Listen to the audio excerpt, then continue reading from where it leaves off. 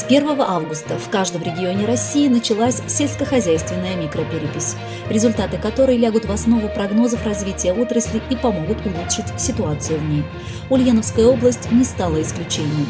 В частности, в Старокладкинском районе процесс по срокам идет на опережение.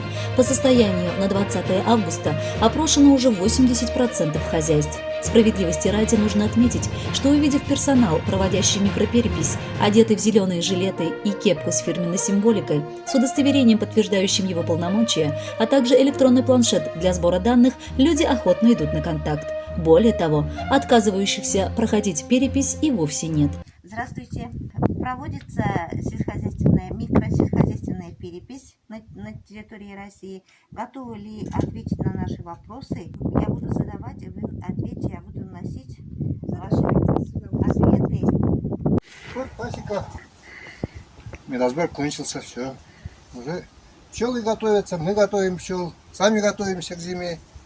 Несмотря на то, что перепись проводится лишь со слов респондента, жители сел приглашают посмотреть их хозяйство. Охотно делятся секретами выращивания тех или иных овощных культур.